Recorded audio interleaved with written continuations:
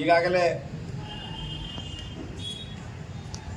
ಬಿಜೆಪಿಯವರು ನಿನ್ನೆ ನಮ್ಮ ಸಂವಿಧಾನ ಸಂರಕ್ಷಣಾ ಸಮಿತಿಯ ಒಂದು ಭೀಮನಡೆ ಪಥಸಂಚಲನ ಕಾರ್ಯಕ್ರಮದ ಬಗ್ಗೆ ಕೆಲವು ತಪ್ಪು ಮಾಹಿತಿಗಳನ್ನು ನೀಡಿದರು.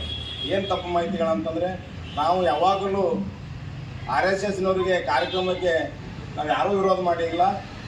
RSSನವರು ಕಾರ್ಯಕ್ರಮ ಮಾಡಬೇಕಾಗಿತ್ತಂದ್ರೆ ಮೊದಲು ಸರ್ಕಾರದ ಅನುಮತಿ ಪಡ್ಕೊಂಡು ಮಾಡಬೇಕು.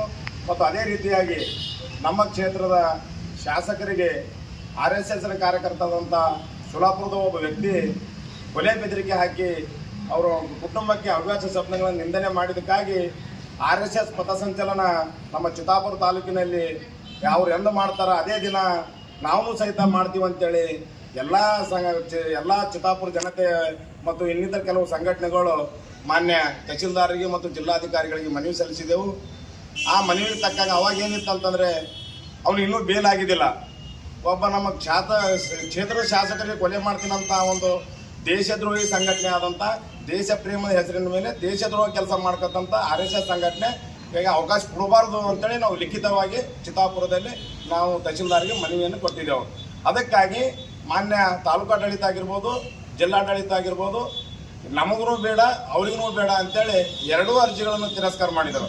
ಆ ತಿರಸ್ಕಾರ ಮಾಡಿದ ಮೇಲೆ ನಾವು ಕಾನೂನಿಗೆ ಗೌರವ ಕೊಟ್ಟು ನಾವು ಮುಂದೆ ಯಾವುದೇ ಕಾರ್ಯಕ್ರಮಗಳನ್ನು ಮಾಡಲಿಲ್ಲ. ಅದ್ರ ಜೊತೆಗೇ ನಾವು ಅವರು ನ್ಯಾಯಾಲಯದ ಮೊರೆ ಹೋದರು, ನಾವು ಸಹಿತ ಜಿಲ್ಲಾಧಿಕಾರಿಗಳಿಗೆ ಮೊರೆ ಹೋದೆವು. ನಮ್ಮಲ್ಲಿರ್ಕ ಚಿತ್ತಾಪುರ ಪಟ್ಟಣದಲ್ಲಿ ನಾವು ಮಾಡಲಿ, ನಾವು ಕಾನೂನು ಚೌಕಟ್ಟಿನಲ್ಲಿ ಮಾಡಲಿ. ಆದರೆ ಈಗ ಸದ್ಯ ವಾತಾವರಣ ಒಂದು ಭಯದ ವಾತಾವರಣ, RSSನವ್ರು ಬಂದು ಚಿತ್ತಾಪುರದಲ್ಲಿ ಭಯದ ವಾತಾವರಣ ನಿರ್ಮಾಣ ಮಾಡತ್ತಾರ ಮತ್ತು ಕೋಮು ಸಂವಾದತೆ ಕೆಡಿಸ್ಬೇಕಲ್ಲತ್ತಾರ.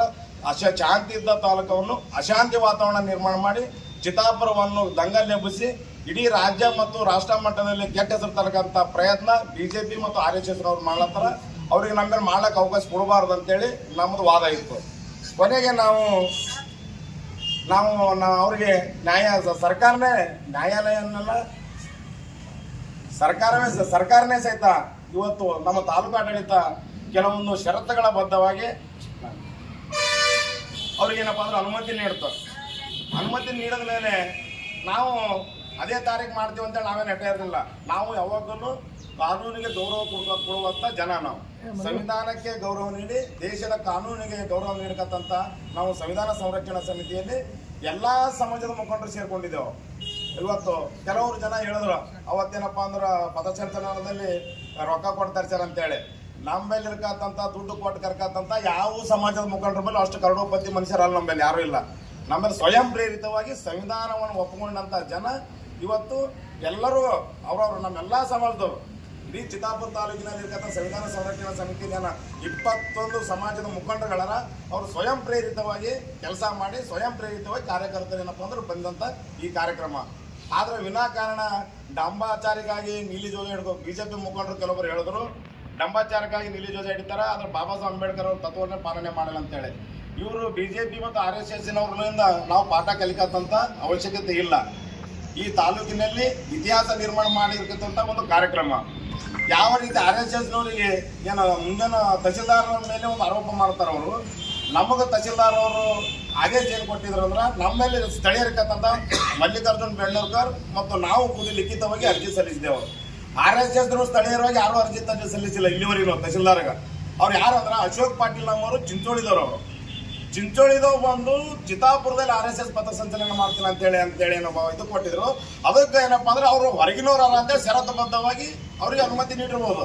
ಆದ್ರೆ ನಾವು ಸ್ಥಳೀಯರಾಗಿರ್ತಕ್ಕಂಥ ಮಲ್ಲಿಕಾರ್ಜುನ್ ಬೆಣ್ಣೂರವರು ನಾವು ಕೂಡ ಒಂದು ಲೆಟರ್ ಕೊಟ್ಟಾಗ ನಮ್ಮ ಆದೇಶದ ತಹಶೀಲ್ದಾರರು ಮಲ್ಲಿಕಾರ್ಜುನ್ ಬೆಣ್ಣೂರವರು ಲಿಖಿತವಾಗಿ ಅರ್ಜಿ ಕೊಟ್ಟರು. ಅದಕ್ಕೆ ನಮಗೆ ಯಾವುದೇ ಷರತ್ತುಬದ್ಧ ಇರಲಾರ್ದಂಥ ಒಂದು ನಮ್ಗೆ ಆದೇಶ ನೀಡ್ಯಾರ. ಯಾಕೆ ನಮ್ಮ ಪೊಲೀಸ್ ಇಲಾಖೆಯವರು ಕೊಟ್ಟಿದ್ದಾರೆ. ಚಿತ್ತಾಪುರದಲ್ಲಿ ಯಾವುದೇ ಒಬ್ಬ ನಮ್ಮ ಭೀಮ ಪಥ ಸಂಚಲನ ಕಾರ್ಯಕ್ರಮ ಸಂವಿಧಾನ ಸಂರಕ್ಷಣಾ ಸಮಿತಿಗೆ ಯಾರೂ ತಕರಾರು ಅರ್ಜಿ ಸಲ್ಲಿಸಿದಾರ. ಒಂದು ವೇಳೆ ನೀವು ಅಂಥ ಒಟ್ಟು ಧೈರ್ಯವಂತರು ಒಟ್ಟು ತಾಕತ್ತು ನಿಮಗಿತ್ತಂದ್ರೆ ನೀವು ತರ ಅರ್ಜಿ ಕೊಡಬೇಕಿತ್ತು ತಹಶೀಲ್ದಾರ್. ಈ ಸಂವಿಧಾನ ಸಂರಕ್ಷಣಾ ಸಮಿತಿಯವ್ರಿಗೆ ನಾವು ಪಥಸಂಚಲನ ಮಾಡಕ್ಕೆ ಕೊಡಂಗಿಲ್ಲ ಅಂತೇಳಿ ಅವಾಗ ನಾವು ಮುಂದೆ ನಿರ್ಣಯ ಮಾಡ್ತಿದ್ದೆವು. ಆದ ಕಾರಣ ಬಿಜೆಪಿಯಲ್ಲಿ ಕೆಲವು ಯಾವುದೇ ಅವ್ರಿಗೊಂದು ಹತಾಶೆ ಭಾವನೆ ಆಗಿದೆ. ಮೊನ್ನೆ ಕಾರ್ಯಕ್ರಮ ಜನ ಸೇರಿ ಒಂದು ಒಳ್ಳೆಯ ರೀತಿಯಿಂದ ಕಾರ್ಯಕ್ರಮ ಮಾಡಿದಕ್ಕಾಗಿ ಅವ್ರಿಗೆ ಸಹಿಸಿಕೊಳ್ಳಲಾರ್ದಾಗೆ ಅನ್ನ ಜೀರ್ಣ ಆಗ್ಲಾರ್ದಾಗಿ ಅವ್ರ ಹತಾಶ ಭಾವನದಿಂದ ಇವತ್ತು ಚಿತ್ತಾಪುರ ತಾಲೂಕಿನ ಬಿಜೆಪಿ ಮುಖಂಡರು ಆರೋಪ ಮಾಡಿದ್ರು ಸತ್ಯಕ್ಕೆ ದೂರವಾಗಿದೆ.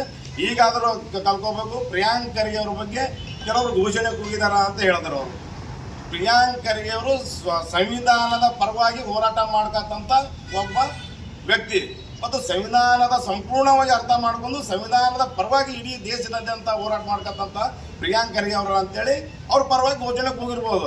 ಅದು ನಮ್ಗೆ ಅಲ್ಲಿ ಕಾಂಗ್ರೆಸ್ ಬಿಜೆಪಿ JDS ಅಂತ ಯಾರು ಮಾಡಿಲ್ಲ.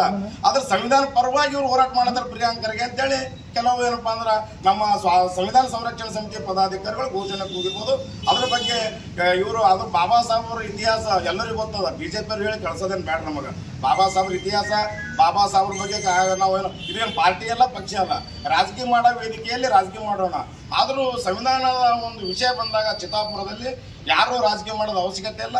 ಸುಳ್ಳು ಆರೋಪ ಮಾಡಿ ಕೆಲವೊಬ್ರು ಹೇಳಿದ್ರು ಬಿಜೆಪಿ ಮುಖಂಡರು ಅಶಾಂತಿ ವಾತಾವರಣ ಯಾರು ಮೂಡಿಸ್ಲತ್ತಾರ ಅಂತೇಳಿ ಜನಕ್ಕದ ಅಂತ ಗೊತ್ತಾಗ್ಯದ ಅಂತ ಹೇಳಿದ್ರು. ಬಹಿರಂಗ ಪಡಿಸ್ರಿ. RSSನವರೇ ಅಶಾಂತಿ ವಾತಾವರಣ ನಿರ್ಮಾಣ ಮಾಡಕ್ಕೆ ಚಿತ್ತಾಪುರದಲ್ಲಿ ಪಥಸಂಚಲನ ಮಾಡಕ್ಕೆ ಒಂದು ಕಾರ್ಯಕ್ರಮ ಹಾಕೊಂಡ್ರು. ಅವ್ರು ಯಾಕೆ ಹಾಕೊಂಡ್ರು?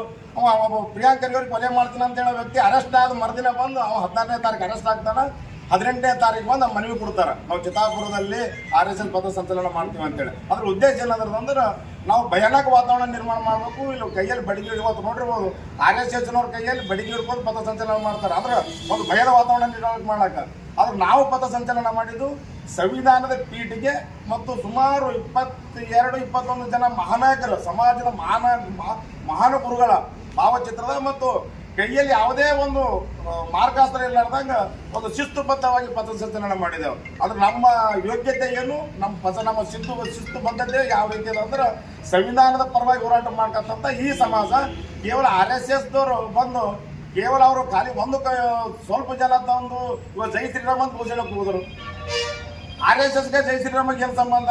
ದೇಶಭಕ್ತಿ ಅಂತಾರೆ. ಇವತ್ತು ಒಬ್ಬರು RSS ಪಥಸಂಚಲನ ಮಾಡಿ ಕೈಯಲ್ಲಿ ತ್ರಿವರ್ಣ ಧ್ವಜ ಹಿಡಿದಿಲ್ಲ ಅವರು. ಇವತ್ತು ನಾವು ತ್ರಿವರ್ಣ ಧ್ವಜ ಹಿಡ್ಕೊಂಡು ಇವತ್ತೇನಪ್ಪ ಅಂದ್ರೆ ಪಥಸಂಚಲನ ಮಾಡಿವಿ ನಾವು. ಅವ್ರಿಗಿನ್ನ 3 ಪಟ್ಟಲ್ಲ 5 ಪಟ್ಟು ನಮ್ಮಲ್ಲಿ ದೇಶಭಕ್ತಿ ಅದ. ಇವತ್ತೇನು ವೇದಿಕೆ ಮೇಲೆ ಎಲ್ಲರೂ ಇದ್ದಾರಲ್ಲ ಇವರೆಲ್ಲ ದೇಶಭಕ್ತರು. ನಾವು ಅವರಂತ ನಕಲಿ ದೇಶಭಕ್ತಿ, ನಮ್ಮ ಬಿಜೆಪಿ RSS ಅವರು ನಕಲಿ ದೇಶಭಕ್ತರು. ನಾವು ನಿಜವಾದಂಥ ದೇಶಭಕ್ತಿ, ದೇಶದ ನಡೆಯತಂಥ ಸಂವಿಧಾನದ ಪೀಠಿಕೆ ಮೆರವಣಿಗೆ ಮತ್ತು ನಮ್ಮಲ್ಲಿರ್ತಕ್ಕಂಥ ಒಂದು ಶಾಂತಿಯ ಸಂದೇಶ ಸಾರಬೇಕು. ಎಲ್ಲ ಸಮಾಜದ ಮಹಾನಾಯಕರುಗಳ ಒಂದು ಶಾಂತಿ ಸಂದೇಶದ ಅಂತೇಳಿ ಒಂದು ಒಳ್ಳೆಯ ಕಾರ್ಯಕ್ರಮ ಮಾಡಿದ್ದೆವು. ಅದಕ್ಕೆ ಬಿಜೆಪಿ ಅವ್ರು ಅರ್ಥ ಮಾಡ್ಬೇಕು. ಇಂಥ ಕ್ಷುಲ್ಲಕ ರಾಜಕಾರಣ ಬಿಡ್ರಿ, ನೀವು ಬೇರೆ ಕೆಲಸ ಮಾಡ್ಲಾಕ ಬೇರೆ ಹುಡ್ಕೋರಿ. ಅದ್ರ ಸಮಾಜದ ಇವತ್ತು ಎಲ್ಲ ಸಮಾಜದವ್ರು ಕೂಡ ಕಾರ್ಯಕ್ರಮ ಮಾಡಿದಕ್ಕೆ ನಿಮ್ಮ ಹೊಟ್ಟೆ ಕಿಚ್ಚಲಿಂತ ಮಾತಾಡೋದು ತಡಿಬೇಕಂತೇಳಿ ಇವತ್ತು ನಾವು ಹೇಳ್ತಾ ಇದ್ದೇವೆ ಅಂತ ಹೇಳ್ತಾರೆ. ಸಂವಿಧಾನ ಪರವಾಗಿ ಯಾರು ಇರ್ತಾರ ಅವ್ರ ಹೆಸರನ್ನ ಕೂಗೇ ಕೂಗ್ತೀವಿ. ಸಂವಿಧಾನ ಪರವಾಗಿ ಇರ್ತವ್ರಿ, ಅವ್ರಿಗೆ ತಲೆ ಮೇಲೆ ತಗೊಂಡು ತಿರುಗಾಡ್ತೀವಿ ನಾವು.